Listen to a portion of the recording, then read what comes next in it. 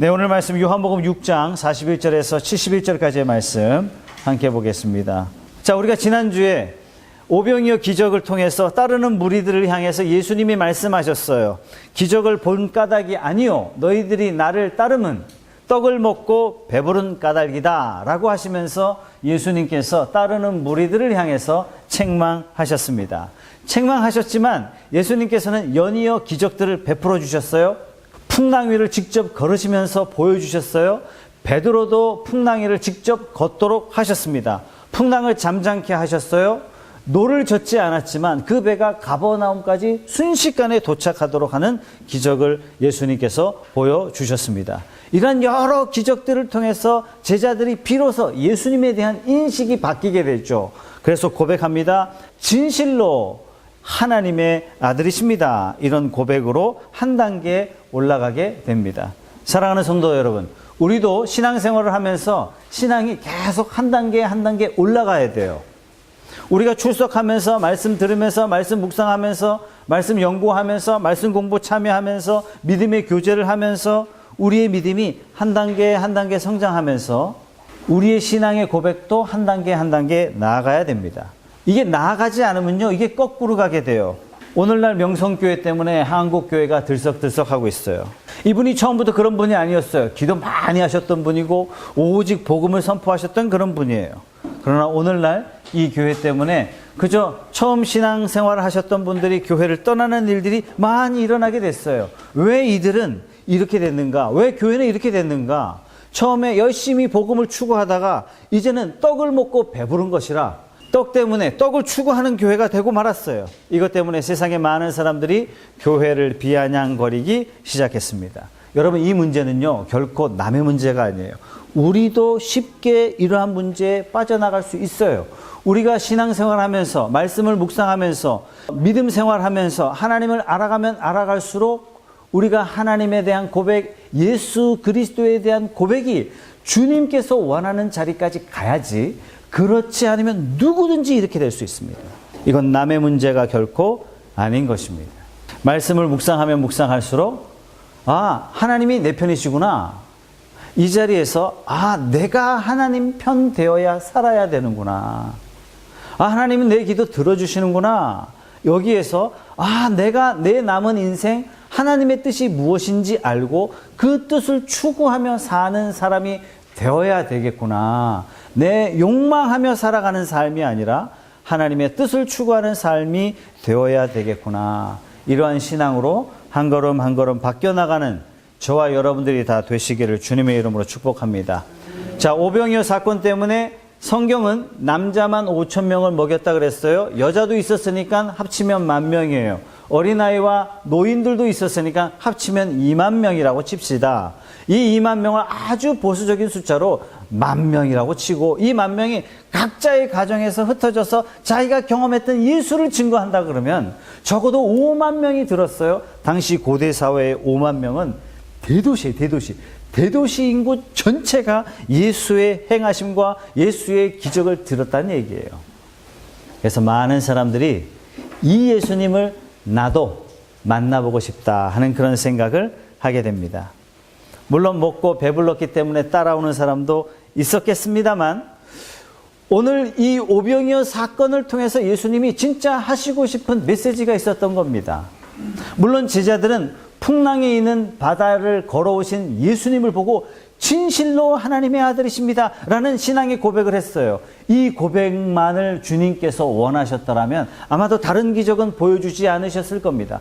그럼에도 불구하고, 여러 부작용이 있었음에도 불구하고 예수님께서 아시고 이 사람들에게 오병이어 기적을 특별히 베푸신 예수님의 특별한 뜻이 있었던 것입니다.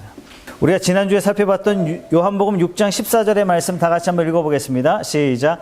그 사람들이 예수께서 행하신 이 표적을 보고 말하되 이는 참으로 세상에 오실 그 선지자라 하더라. 많은 사람들이 오병이어 기적 보고 이렇게 얘기했어요. 저분이야말로 세상에 오실 메시아다.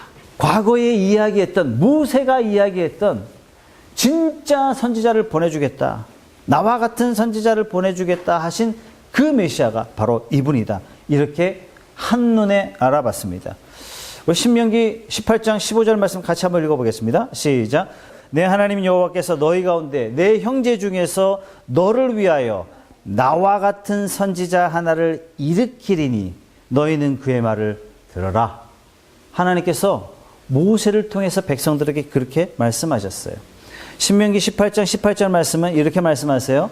내가 그들의 형제 중에서 너와 같은 선지자 하나를 그들을 위하여 일으키고, 하나님이 모세를 통해서 말씀하셨어요.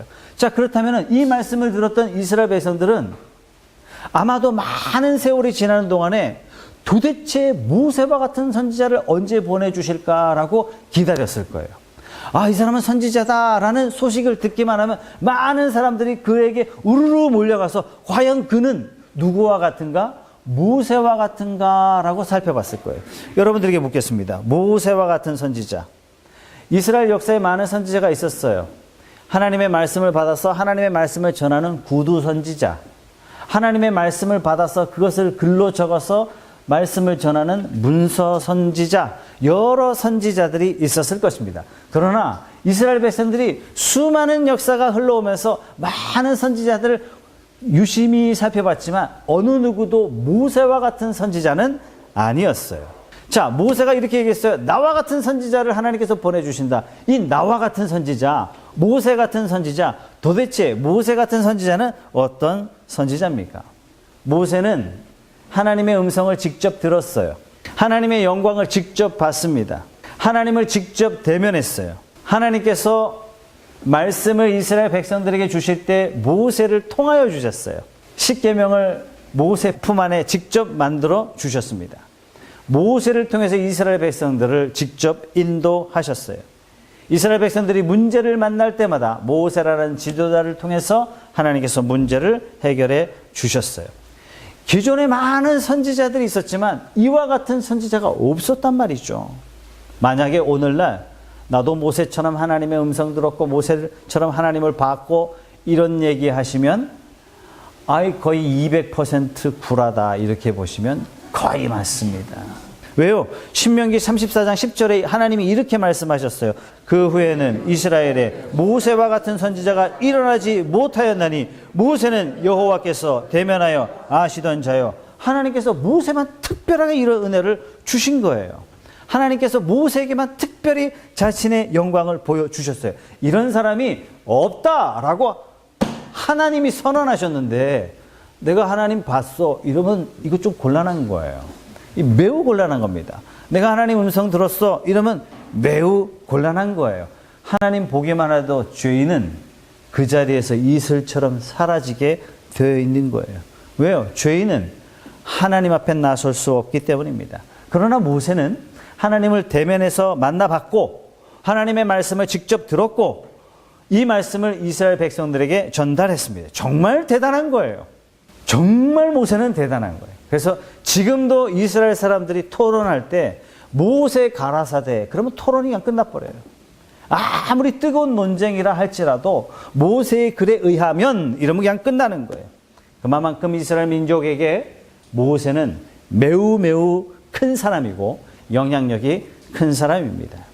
이런 모세의 직위를 시간이 지난다고 경력이 쌓인다고 모세처럼 될 수 없어요. 지혜가 쌓인다고 모세처럼 될 수 없어요. 기도 많이 한다고 모세처럼 될 수 없어요. 돈 주고 살 수 있는 것이 또한 아닌 것입니다. 그런데 하나님께서 말씀하세요. 내가 모세와 같은 선지자를 보내주겠다. 자, 모세는요 430년 동안 노예로 살고 있었던 이스라엘 백성들을 구원했습니다. 평생 노예로 살아갈 수밖에 없는 이스라엘 민족을 하나님 백성으로 정체성을 단숨에 바꿔놨어요. 자, 왜 예수님을 모세와 같은 선지자라고 말씀하시는가? 첫째, 모세처럼 하나님과 대면하신 분이 예수님이세요.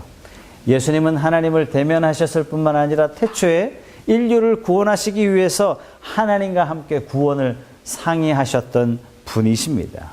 둘째, 하나님의 뜻을, 하나님의 계획을 예수님이 다 아시고 이 땅에 이 하나님의 뜻을 실현하시는데 100% 지켜오신 분이 바로 예수님이세요.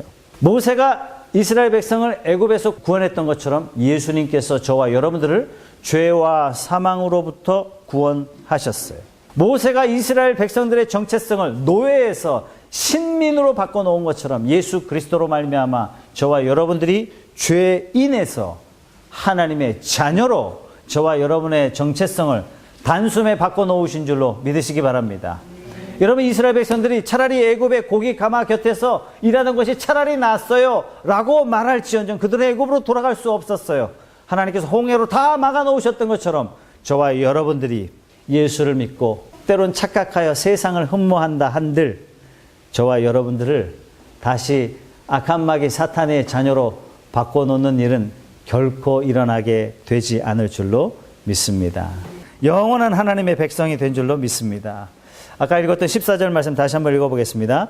그 사람들이 예수께서 행하신 이 표적을 보고 말하되 이는 참으로 세상에 오실 그 선지자라. 5,000명을 먹이신 이 사건 때문에 이스라엘 백성들이 그 예수님의 행하심을 보고 뭐라고 고백했냐면 바로 오실 그 선지자라 이렇게 이야기하면서 결국 어떻게 했어요? 선지자로만 있게 하실 수는 없다. 그래서 이 사람들이 이들을 예수님을 임금 삼으려고 했습니다. 여러분, 결과적으로 이것은 임금 삼으려고 했던 이것은 잘못된 일이었습니다. 여러분, 왜 임금 삼는 일이 잘못된 일입니까? 예수님을 임금 삼으면 좋잖아요. 예수님은 왕 삼으면 좋잖아요. 이것이 잘못된 것은 첫째, 예수님을 이 땅에 보내실 때 하나님께서 왕으로 보내셨지 사람들이 왕으로 추대해야 왕 되시는 분이 아니라는 얘기예요. 이들이 왕으로 삼으려고 했던 목적은 뭐냐면 내가 원하는 목적, 내가 기대하는 바, 내가 바라는 바를 성취하기 위해서는 예수를 임금 삼자라고 했기 때문에 예수님께서 이것을 잘못된 것이라 말씀하셨습니다. 시편 2편에 이렇게 말씀하세요. 내가 나의 왕을 내 거룩한 산 시온에 세웠다. 하나님은 예수를 이 땅에 보내실 때 이미 왕으로 보내셨어요. 세상의 왕들이 아무리 떠들어대봤자 소용이 없어요. 하나님께서는 왕 대신 예수를 통하여 이 땅을 통치하시고 이끌어 나가시는 줄 믿습니다. 그런데 사람들이 왕으로 삼고 싶었어요. 왜요? 내가 원하는 바를 추구하고 싶었던 거예요. 예수의 능력을 빌어서 로마를 몰아내고 헤롯을 몰아내고 우리가 평생 일하지 않고 먹고 살 수 있는 방편을 예수를 통하여 마련하고 싶었던 것입니다. 예수님은 이 목적을 위하여 오병이어를 베푸신 게 아니에요. 예수님은 이 목적을 이루시기 위해서 이 땅에 오신 것도 아니에요. 오히려 반대입니다. 예수님은 추대받으려고 오신 것이 아니라 죽으시려 왔어요. 예수님은 인정받으려고 이 땅에 오신 것이 아니라 예수님은 죽으시려 오셨어요. 섬김을 받으려 오신 것이 아니라 오히려 섬기려 왔고 많은 사람들의 생명을 대신해 주려고 이 땅에 오셨다라고 말씀하세요. 사람들은, 예수님을 추종하는 사람들은 세상의 떡을 추구했지만 예수님은 정작 주고 싶은 떡은 뭐였냐면 생명의 떡을 너희들에게 주려고 왔다라고 말씀하시는 거예요. 이 말씀을 하시자 어떤 반응이 일어나냐면 요한복음 6장 66절입니다. 다 같이 읽어보겠습니다. 그때부터 그의 제자 중에서 많은 사람이 떠나가고 다시 그와 함께 다니지 아니하더라. 여러분, 그 놀라운 기적을 봤어요. 오병이어 기적을 봤어요. 풍랑을 잠잠케 했던 소식을 들었어요. 베드로도 풍랑 위를 걸었다는 소식을 듣지 못했을까요? 아니요, 들었을 거예요. 중풍병자가 일어났고 죽었던 사람들이 살아났다는 소식을 분명히 들었을 거예요. 그럼에도 불구하고 내 목적과 다르자 내가 추구하고자 하는 진리가 채워지지 않을 것을 생각하자 그들은 예수를 떠났어요. 참 놀랍죠? 여러분들이라면 안 떠났을 텐데, 그죠? 푸른숲 교회라면 안 떠났을 거예요, 그죠? 제가 큰 교회에 있을 때는 주로 큰 교회만 있었어요. 또 부산에 와서는 대학 교수도 하고 방송 설교자도 하고 방송 진행자도 하고 CEO 메인 강사도 하고 사람들이 저한테 전화하려면 제발 한가한 시간이 언제냐고 사람들이 저 만나면 월차 내고 만나신 분도 있어요. 그래도 제가 개척교회 하기 전에 저 만나려면 최소한 부산에서 탑 5위 들어가는 횟집에서 만나 이 정도는 됐단 말이죠.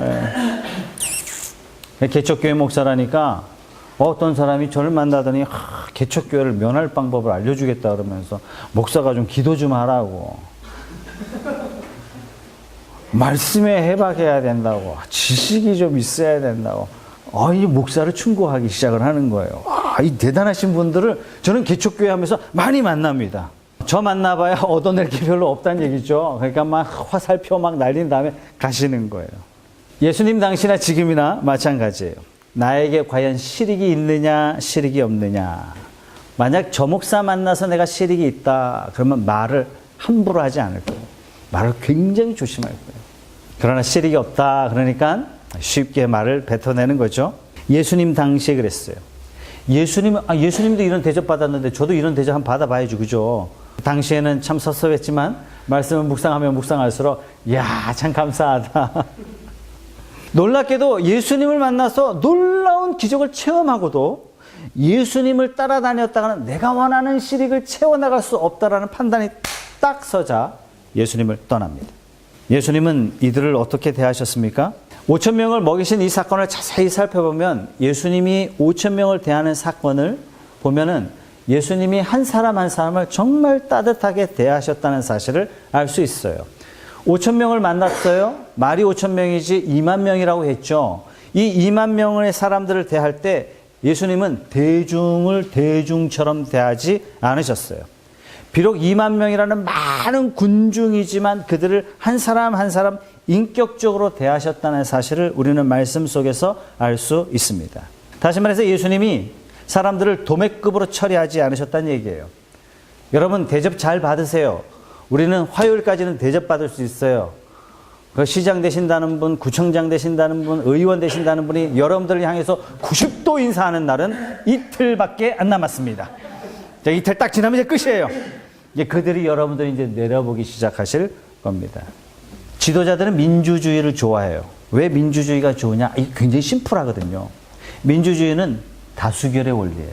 다수만 맞춰주면 소수는 무시할 수 있어요. 이게 민주주의예요. 민주주의 허점이기도 하죠. 다수에 묻힌 소수. 다수에 묻힌 소수는요, 이유를 불문하고 무조건 피해를 보게 돼 있어요.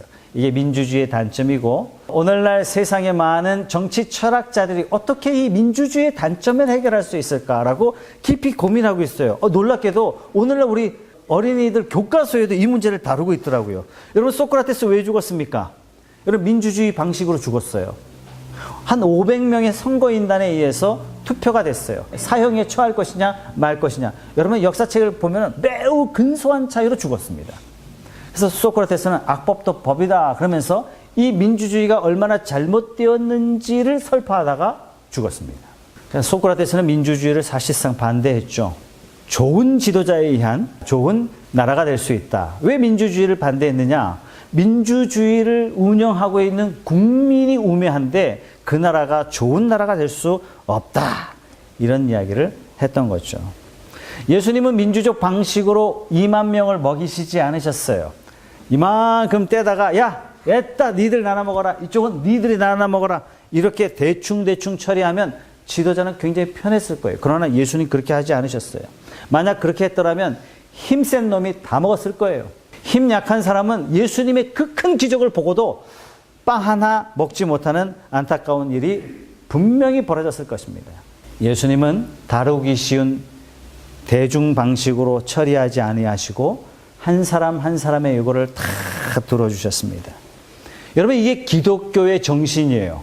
기독교의 정신은 한 개인의 인격, 한 사람의 영혼을 매우 소중하게 여기는 거죠. 여러분 장사하십니까? 여러분 세일즈 하십니까? 이 사람이 돈 된다. 그럼 사람이 태도가 달라져요. 이 사람 만나봐야 돈이 안 된다. 그러면 태도가 달라져요. 여러분 옛날에 뭐라 그랬죠? 거지가 소문을 낸다 그랬죠. 내 물건을 안 사주는 사람이 사실상 나를 소문내주는 거예요.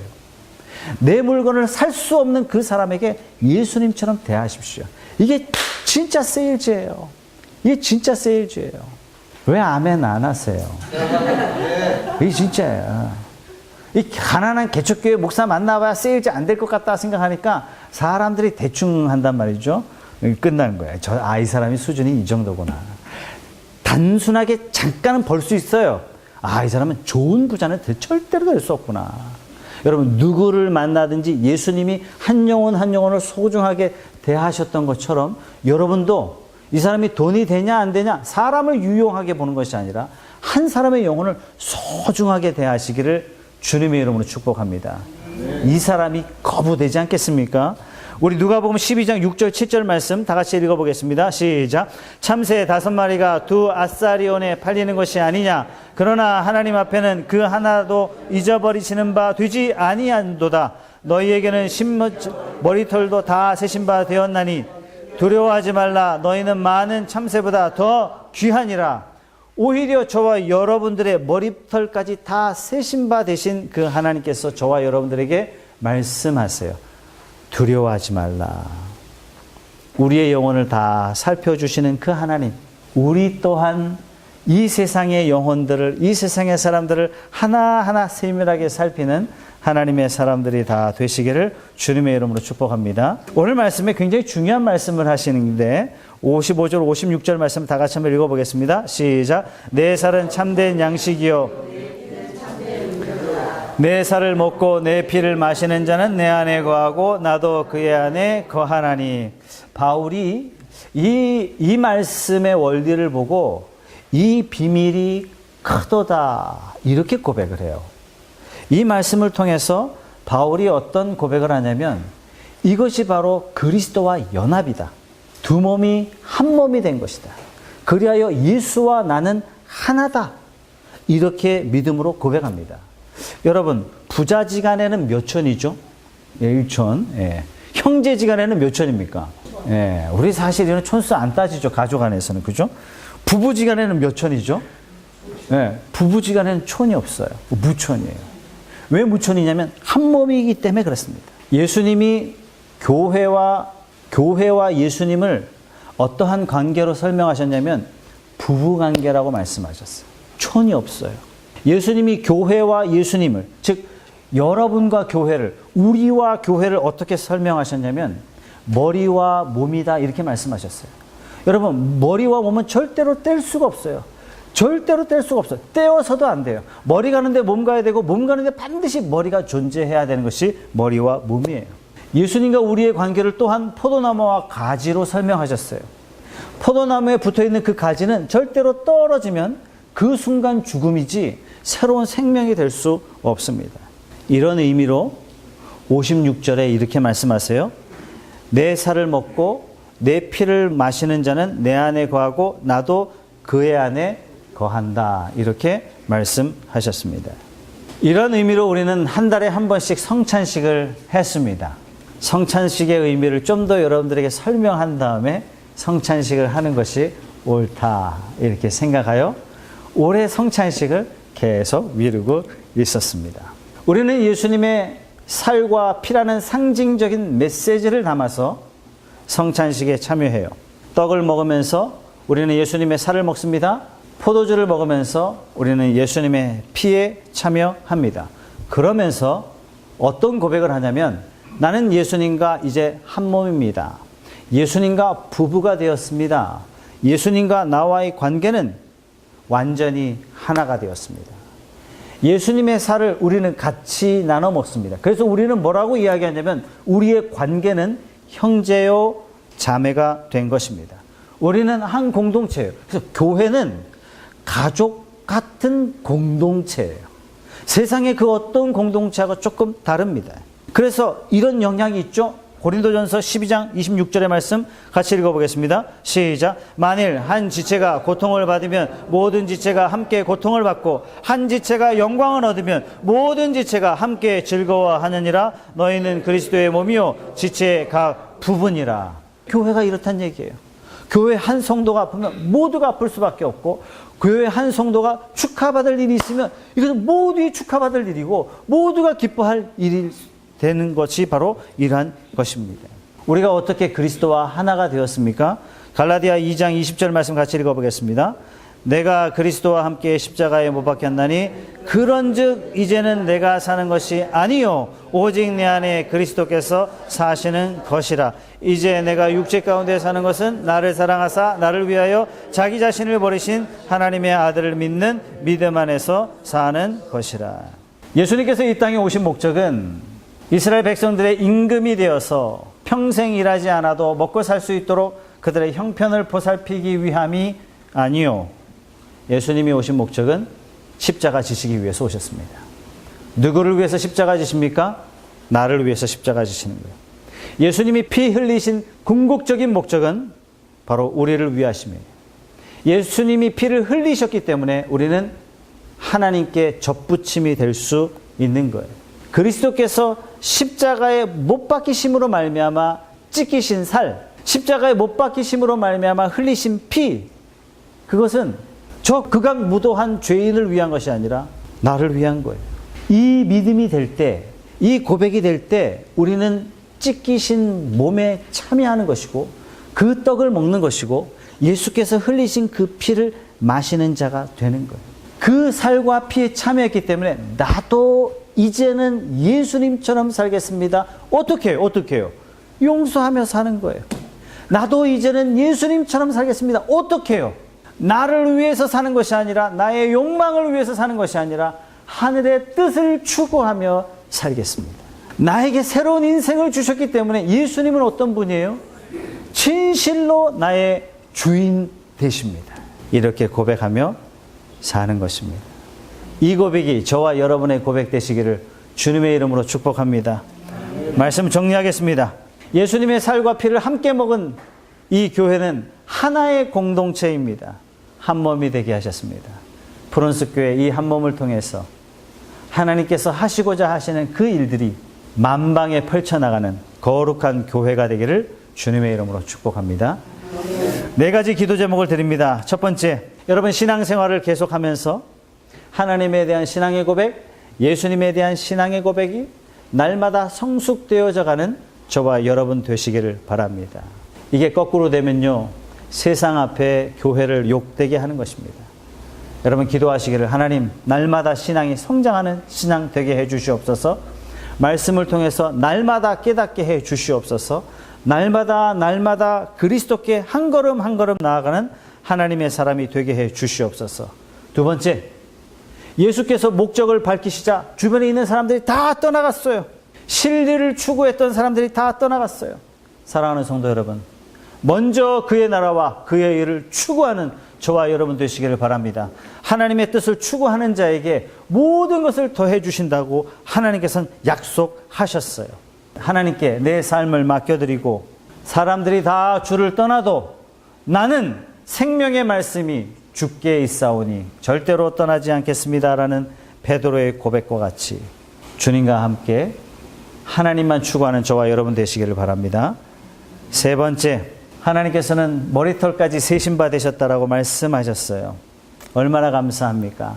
하나님 내 형편을 다 아시는 하나님, 들의 백합화도 입히시고 하늘에 나는 새도 하나님께서 다 먹이시고 입히시는 그 하나님, 내 삶을 세밀하게 살피시는 하나님, 이제 감사합니다. 감사하며 하나님 앞에 나아가시고 이번 한 주간 누구를 만나도 나도 예수님처럼 누구를 만나도 한 영혼 한 영혼을 세밀하게 살피는 그러한 삶이 되겠습니다 라는 믿음의 결단을 하시기 바랍니다. 마지막으로 우리는 예수님의 한 피바다 한 몸 일은 한 공동체입니다. 한 가족입니다. 여러분의 기쁨이 나의 기쁨이요, 여러분의 아픔이 나의 아픔인 것입니다. 이것이 바로 믿음의 공동체예요. 사랑하는 여러분, 하나님이 만들어주신 이 공동체를 사랑하시고 이 공동체를 위하여 수고하고 헌신할 때 교회는 세워지고, 교회가 세워질 때 성도의 영혼을 하나님께서 온전하게 세워주실 줄로 믿습니다. 하나님, 한 공동체 되게 하심을 감사합니다. 이 공동체를 통해서 하나님의 기뻐하심을 입은 거룩한 무리들이 불처럼 일어나게 하여 주시옵소서. 우리 4가지 기도 제목 놓고 다 같이 한번 기도하겠습니다.